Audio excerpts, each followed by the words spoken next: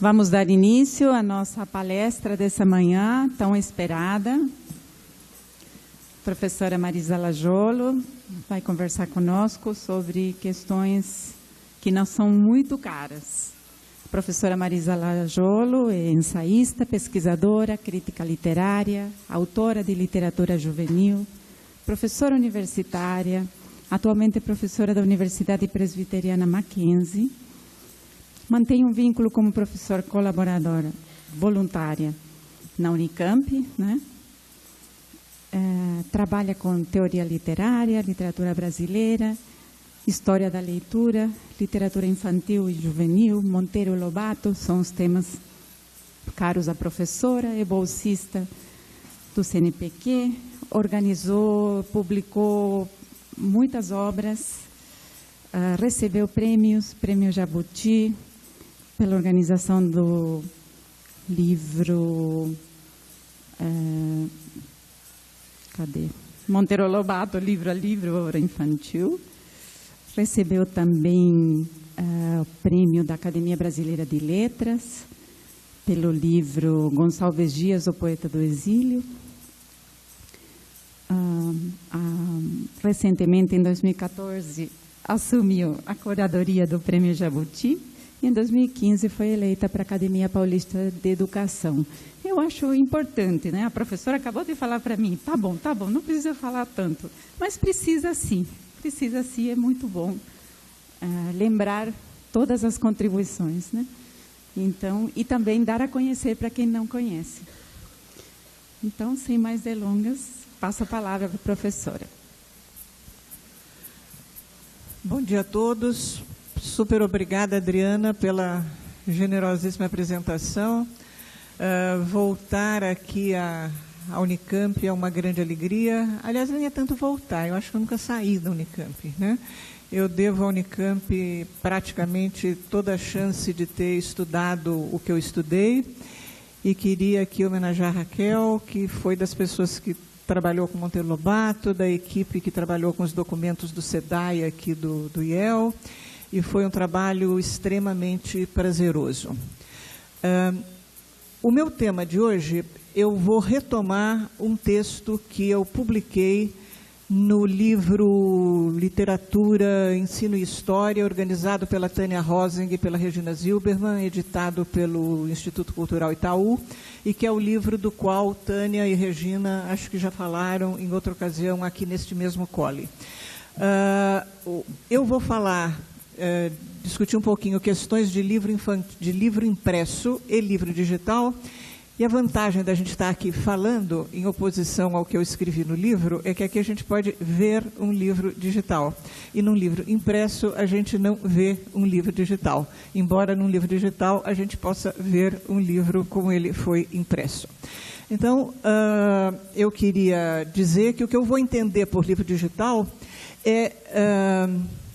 A Adriana já disse, eu sou curadora do Prêmio Jabuti atualmente, e o ano passado a gente incluiu entre as categorias premiadas pelo Jabuti o livro infantil digital.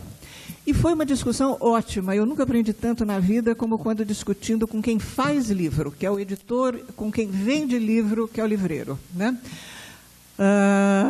E havia questões assim, mas, por exemplo, e o livro que tem versão digital e versão impressa? Ele vai poder concorrer nas duas categorias? Então, a gente teve que ter um certo cuidado para precisar o que é que a gente ia entender por livro digital.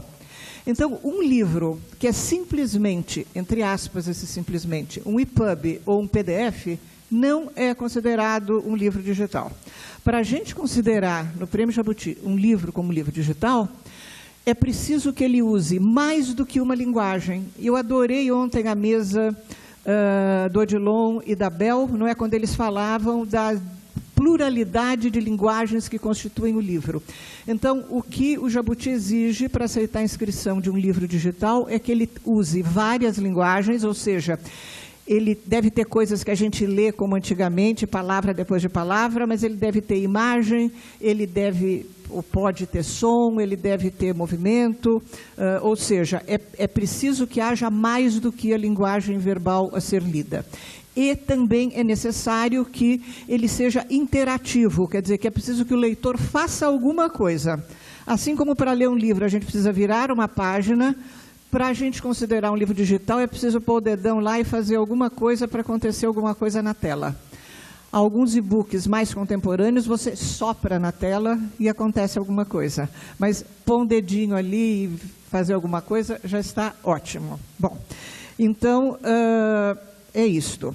E eu queria, antes de entrar propriamente na discussão, digamos, teórica da passagem do livro impresso para o livro digital, e eu acho que esse tema é extremamente importante para educadores contemporâneos, porque toda a nossa clientela, da mais periférica periferia da cidade mais pobre, mais miserável deste país, tem um celular.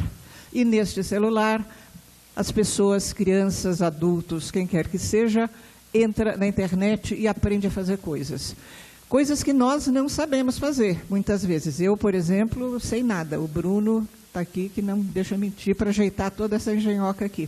Mas isto é algo que a gente precisa, rapidamente, nós precisamos nos familiarizar com isso, sob pena de, mais uma vez, nós ficarmos um pouco a reboque da história. Eu sempre fico chocada quando alguém diz assim, não, mas neste curso não tem nem PowerPoint. Eu digo, que pena, não, porque qual é o mal da tecnologia? E se a gente pensar na história do livro, quando Gutenberg inventou a imprensa, inventou o tipo móvel, né, que democratizou a imprensa, que permitiu que o livro fosse mais barato, teve gente que foi queimada viva, porque se acreditava que fazer livro naquela velocidade que o Gutenberg permitia era algo do demônio. Né? Houve gente que foi presa, porque foi encarregado pelo rei de comprar livros para a Biblioteca Real, chegou lá com o livro impresso e o rei disse, como livro impresso? Eu quero o livro manuscrito, eu não quero essa coisa que todo mundo tem igual. Eu não sei se não é mais ou menos parecido com o que a gente diz hoje relativamente a livro digital. Então, o que eu vou fazer aqui, supondo que os deuses da tecnologia não vão conspirar contra mim, é mostrar para vocês alguns livros que foram premiados na categoria livro infantil digital. O primeiro deles é um livro que recebeu um prêmio no mais importante Congresso Internacional de Literatura Infantil, que é a Feira de Bolonha. É um livro brasileiro, recebeu um prêmio, e este livro tem também em versão impressa, talvez vários de vocês conheçam a versão impressa dele.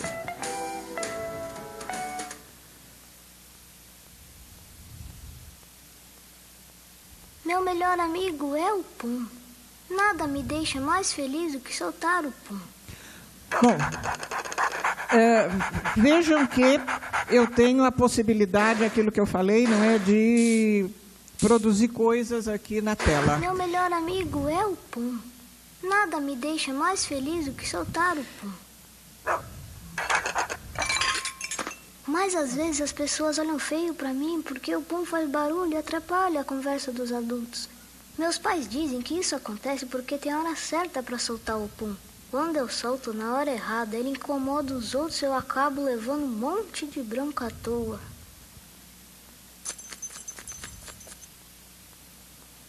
Ainda bem que depois... Mas às vezes as pessoas olham feio pra mim. Ainda bem Vamos aplacar os deuses da tecnologia. Uma vez que eu, assim, essa é a mulher dando bronca no menino. Do prédio onde a gente morava, eu levei a maior bronca da síndica. Quantas vezes eu vou ter que repetir que não quero Pum aqui? Vou falar com a sua mãe. E ela falou, e minha mãe ficou brava de verdade. Bom, eu queria chamar a atenção para a narração oralizada do texto pela voz infantil da criança. E voltando um pouco ao que o Odilon e a Bel comentaram ontem, vocês viram que a voz da síndica dando bronca é uma voz que não tem palavras, é só a voz, é só o ritmo. Então, é extremamente interessante trabalhar com essas coisas bem feitas com as crianças, não é? Para eles aprenderem a avaliar o que é um bom produto digital do que é um mau produto digital. Bom, aí eu vou apresentar também um outro livro que não é brasileiro dessa vez, que foi também premiado em Bolonha. É um livro cuja interação do leitor é, digamos, um pouco diferente. Não é a síndica dá bronca e aparece a bronca, não é eu pôr o dedão lá no ferro e sair fumaça, mas vejam só, é um livro de poesia. Eu posso ouvir isso aqui. Dans les montagnes de diamants, deux fantômes farceurs s'amusent pour capturer une comète. Geralmente, os livros digitais atualmente, eles são em diferentes línguas. Você escolhe se você quer ouvir em francês, em inglês, em espanhol, blá, blá, blá, blá, blá, blá, blá. Bom, vejam que isso aqui é um livro de poesia, eu tenho um texto que é lido e eu tenho uma imagem. E a beleza disso aqui é que se eu mudo um verso, eu mudo a imagem. Vocês viram que eu mudei o verso número 2, né? Dans les montagnes de diamants, on s'éclaire à la bougie pour capturer une comète. Se eu mudo o começo, a parte de cima da figura, eu mudo o primeiro verso. Então vejam que eu tenho aqui uma possibilidade de reescrita muito interessante e que é algo que fascinou poetas há muito tempo. Há um poeta francês chamado Raymond Queneau, que com, acho que 10 ou 12 sonetos, ele produziu milhares de sonetos, sendo que cada verso dava certo. É ótimo brincar com isso, a gente mesmo, né? Atualmente é fácil pegar sonetos na internet e fazer essa brincadeira. Bom, estes foram, então, livros que foram premiados em Bolonha. Um livro brasileiro e um livro francês. Aí, eu queria chamar agora os livros que foram premiados pelo Jabuti no ano passado. Os livros premiados pelo Jabuti no ano passado foram 3. Um livro do Ricardo Azevedo, chamado Meu Aplicativo de Folclore, um livro organizado pela Samira Almeida, de uma firma chamada Storymax, que fez um livro digital a partir de um soneto do Olavo Bilac, e o Flicts do Ziraldo. A primeira observação que eu queria fazer é que é interessante que os 3 livros premiados no primeiro Prêmio Nacional para Livro Digital foram livros que não nasceram para ser digitais. Eles são livros adaptados de versões impressas.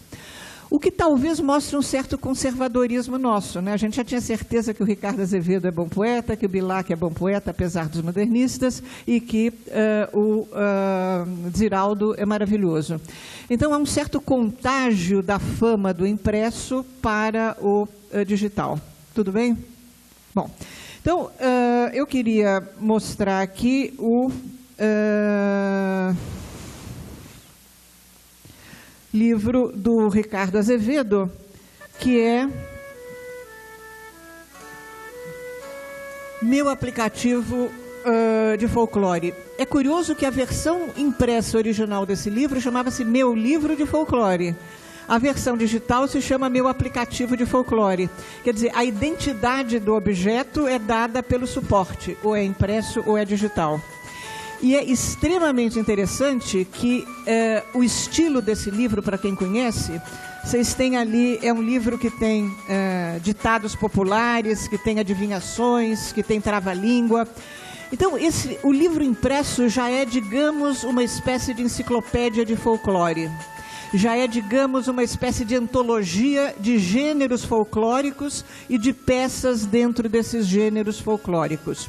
Então vejam que ele já é, como livro impresso, ele já tem quase que uma previsão do que virá a ser o livro digital. Uma mistura de gêneros e uma mistura de textos, né?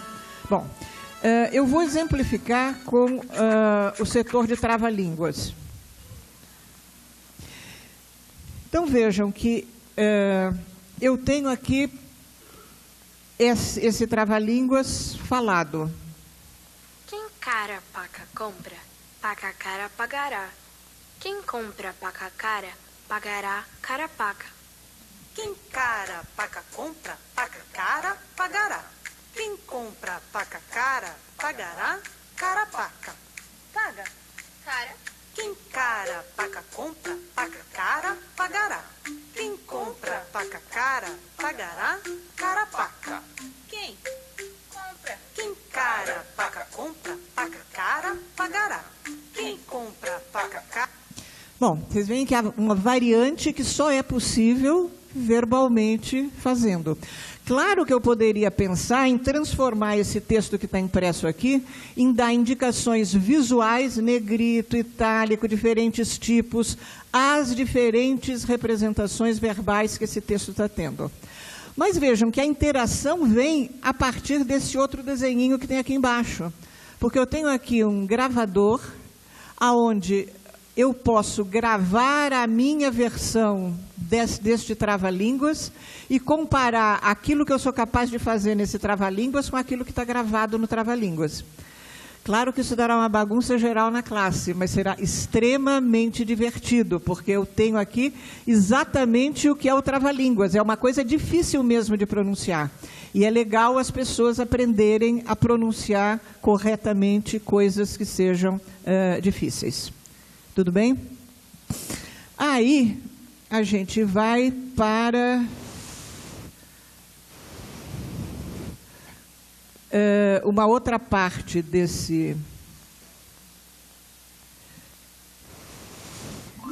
aplicativo, que são os provérbios.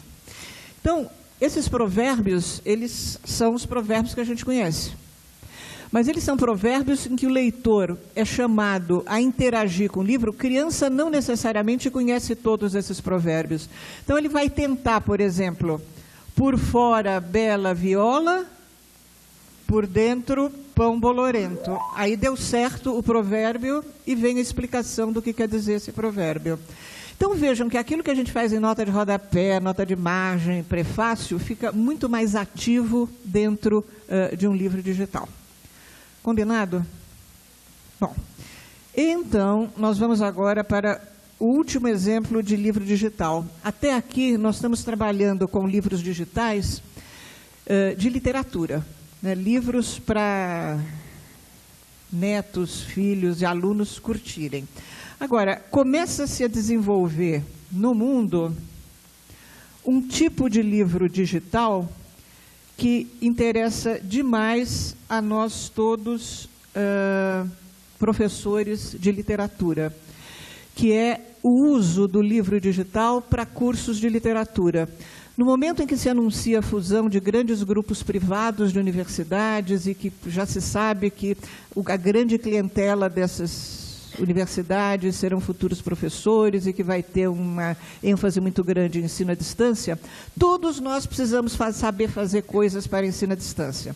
Saber fazer coisa para ensino à distância não é ter uma tela e filmar o professor dando aula, depois filma uma turminha, aí alguém levanta a mão e faz uma pergunta. Fazer educação à distância correta é você promover uma interação como a interação à distância que o livro digital prevê.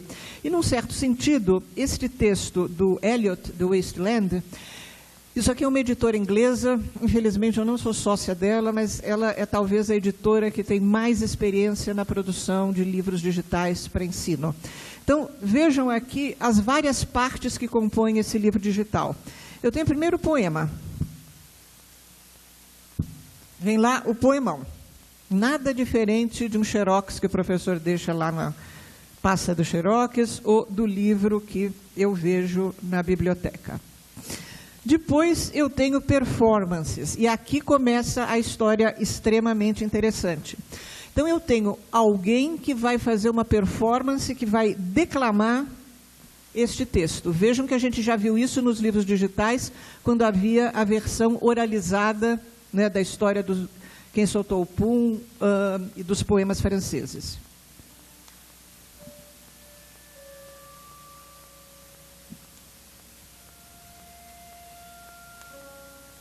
The Wasteland.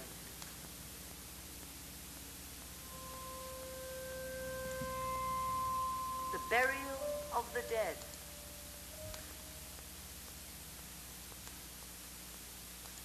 April is the cruelest month.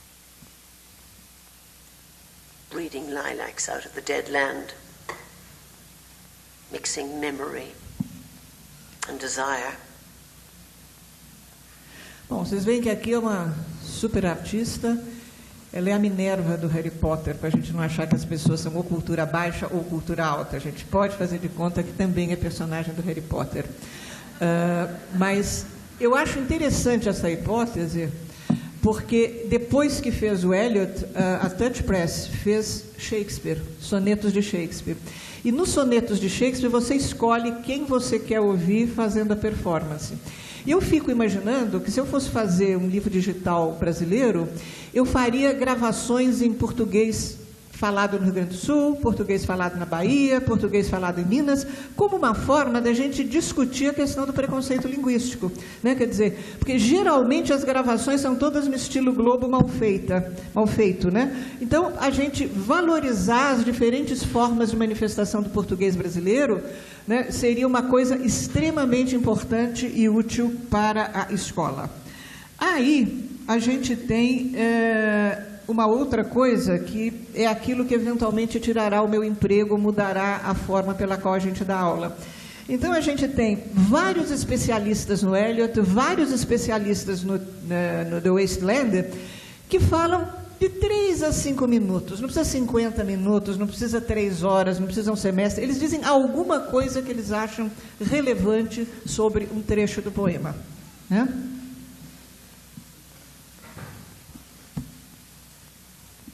Eliot was accompanied always by interpretation. I mean, there was an official way of reading him from very early on. And therefore, I never had that experience of being alone and a little bewildered and then coming to and being excited by and getting to know on one's own the poetry. Então vejam que eu tenho, né, uma lista de pessoas, então eu imagino que eu poderia ter diferentes professores falando sobre aquele texto, e de novo eu penso numa possibilidade que o Dutch Press, depois no texto do Shakespeare, fez, que é pessoas comuns.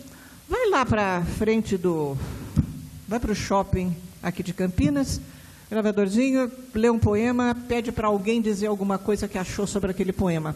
É uma outra forma de eu tornar a literatura uma coisa mais próxima da vida das pessoas comuns.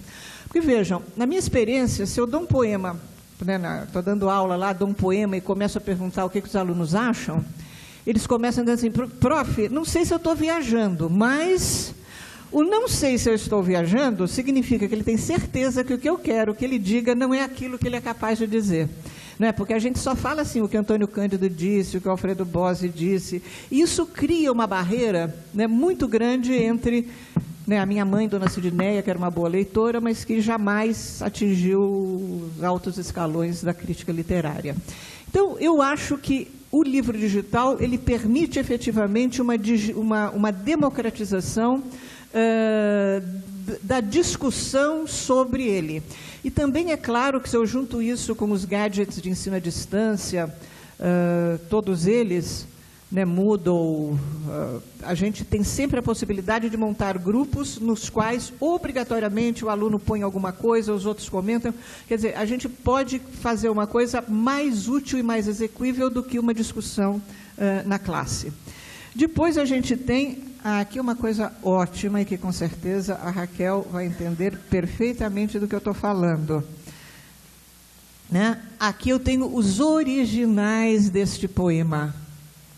E vejam que a gente tem no Brasil, original, que a gente tem aqui na Unicamp, alguns textos do Monteiro Lobato, que são os livros, na primeira edição, corrigidos à mão por ele. Ou seja, não é verdade que o escritor é aquele cara que senta e o texto vem pronto. Mentira, o escritor trabalha que nem eu faço uma redação, aí o professor diz, não, menino, isso aqui está ruim, vou lá, reescrevo. Então, eu ter isto aqui é fantástico. Há uma edição organizada pelo Marcos de Moraes sobre poemas do Bandeira e do Mário de Andrade, onde eles trocavam originais. E um dizia, meu, esse verso dá um horror, muda esse verso, risca essa palavra. Ou seja, esta ideia de uma figura meio sobrenatural, como escritor, etc. e tal, desaparece se a gente trabalhar a literatura como uma forma de trabalho literal mesmo, quer dizer, como é que faz, muda, etc. e tal. Só para dar uma colher de chá ao meu querido Olavo Bilac, né, ele tem um poema que se chama A um Poeta, que num verso diz o seguinte: trabalha e teima e lima e sofre e sua.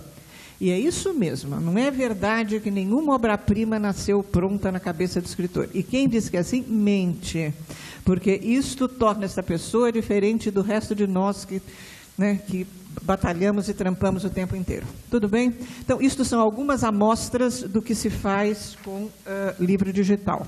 E agora, grande suspense, porque eu vou ter que desligar este iPad e passar para um popular PowerPoint. Vamos ver se dá certo. Qualquer coisa o Bruno vem. Rápida. São 9h40, né? Então, vejam, a ideia é a seguinte, o título original dessa nossa conversa é leitura do impresso ao digital, leitura e leitores no mundo digital. Então, eu estou pensando no Gutenberg, né, que publica pela primeira vez uma Bíblia impressa em tipos móveis, e eu chego ao Steve Jobs, né, de quem eu, infelizmente, também não sou sócia, nem ganho de graça os gadgets da Apple que eu uso, mas, digamos, foi a partir daí que nós temos uma ampla difusão de meios digitais. Então, vejam que a história da leitura, ela sempre está acoplada a algum tipo de tecnologia. Essa engenhoca que a gente vê aqui não é uma estante de livros, é uma prensa, é aí que se fazem os livros. E aqui eu tenho um belo iPad. Agora, se eu quisesse pensar na literatura infantil, eu posso pensar também, no caso brasileiro, do impresso ao digital, e essa história no Brasil é muito mais curta. Se do Gutenberg ao Steve Jobs eu tenho muitos séculos, mais de meio milênio, na leitura no Brasil, do impresso ao digital e relativamente ao livro infantil digital, eu tenho muito pouco tempo.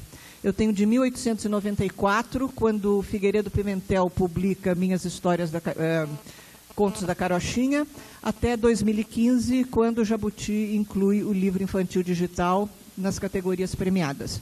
Claro que vocês podem achar que eu estou sendo parcial, porque eu estou falando do Jabuti. Estou sim sendo parcial, estou sim falando do Jabuti. Bom, aí eu queria entrar numa questão que é específica tanto do livro impresso quanto do livro digital, que é o envolvimento do leitor. Então, o que caracteriza, na minha perspectiva, a leitura e o que caracteriza o meu encanto por livros é quando esses livros me permitem algum tipo de identificação com alguma coisa que tem naquele livro.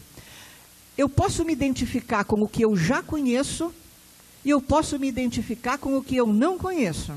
E todo o sucesso da ficção científica sugere que eu gosto de me identificar com o que eu não conheço. Como seria viver na Lua? Júlio Verne me ensinou no século XIX. Bom, e aqui eu tenho a Cora Coralina, né, que é uma grande poeta brasileira, que ela tem um poema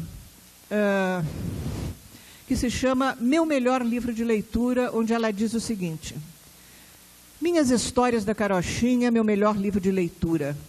Capa escura, parda, dura, desenhos preto e branco. Eu me identificava com as histórias. Fui Maria e Joãozinho perdidos na floresta. Fui a Bela Adormecida no bosque. Fui Pele de Burro. Fui companheira de Pequeno Polegar e viajei com o Gato de 7 Botas. Morei com os anõezinhos.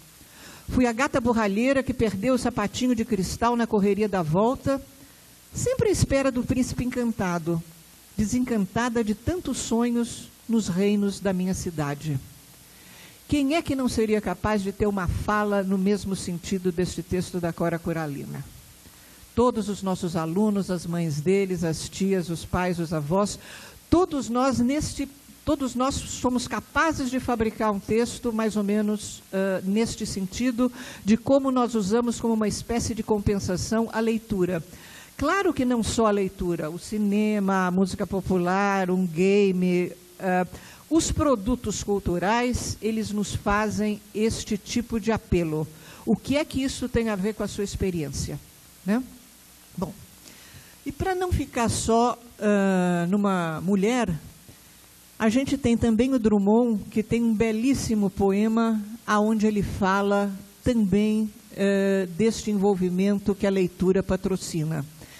É um poema chamado Fim, que diz o seguinte: por que dar fim a histórias? Quando Robinson Crusoe deixou a ilha, que tristeza para o leitor do Tico-Tico. Era sublime viver para sempre com ele, com Sexta-feira, na exemplar, na florida solidão, sem nenhum dos dois saber que eu estava aqui. Largaram-me entre marinheiros colonos, sozinho na ilha povoada, mais sozinho que Robinson, com lágrimas desbotando a cor das gravuras do Tico-Tico. Veja que é uma beleza isso, né? Por que dar fim a histórias? Né? Quem de nós não gostaria que continuasse a história que a gente gostava? Eu tive uma agradabilíssima surpresa uma vez que eu estava comentando com uma amiga escritora que o livro dela estava um pouco comprido demais, que ela podia ter pulado os 2 últimos capítulos, que o leitor agradecia. Ela disse: você sabe, é que eu ficava com saudades da personagem, então eu queria ter mais coisas para falar. Eu fiquei super alegre com essa conversa, porque é que nem nós leitores, né? Quer dizer, eu quero saber o que vai acontecer depois. E se vocês pensarem hoje nas séries, as séries respondem a esse tipo de ânsia nossa. Por que dar fim a histórias? Vejam que também os fanfictions respondem a isso. Quer dizer, como é que eu queria que acabasse o Dom Casmurro? Eu vou lá e reescrevo o Dom Casmurro. Então, há uma possibilidade, nós temos atualmente meios pelos quais nós atualizamos isso que eu acho que é o grande desejo do leitor, que é continuar para sempre vivendo com aquelas personagens com as quais você se identificou. Mas esse texto do Drummond tem mais uma coisa que eu gosto. Vamos lá. Já foi. Tem mais uma questão que eu gosto, que é, aqui, a gente tem uma pequena história da leitura do Drummond de Andrade. Ele leu o Robinson Crusoe, não foi no original, não foi integral, não foi só lendo o que estava escrito, ele leu no Tico-Tico. E para quem se lembra, o Tico-Tico é a primeira grande revista popular, infantil. E quando eu imaginei isso, eu fui atrás de um Tico-Tico da época do Drummond. E qual não foi a minha alegria? Eu descobri que efetivamente tinha o Robinson Crusoe publicado no Tico-Tico num ano em que era possível que o Drummond tivesse lido. E depois há uma crônica do Drummond onde ele diz que ele morava lá em Itabira, que o pai assinava o jornal e que junto com o jornal vinha o Tico-Tico e que se chovia o Tico-Tico ficava absolutamente ensopado e ninguém conseguia ler nada. Ou seja, os nossos alunos irão para o céu, mesmo que eles não leiam os originais na íntegra, etc. e tal, eles poderão ainda ser Drummond de Andrade. E nós também não precisamos ficar tristes e esconder aquilo que nós lemos no recesso do lar. A gente não precisa contar que sempre a gente lê o original do Chekhov. A gente pode dizer que a gente pode reconhecer que leu uma história em quadrinhos que quadrinizava a história dele ou do Dostoiévski. Bom, então, eu queria aí trazer, estamos chegando ao fim, a imagem do como era esse livro do Figueiredo Pimentel. Vocês têm aqui a capa, vocês têm imagens e vocês têm a relação da imagem com o texto. Vejam que para os padrões de hoje, péssimo. Nem daria um prêmio de ilustração de livro infantil para isso. Aliás, o Figueiredo Pimentel não recebeu prêmio nenhum nunca, nem foi comprado nunca por nenhum programa de governo. Mas ele é unanimemente reconhecido como o primeiro autor de literatura infantil brasileira.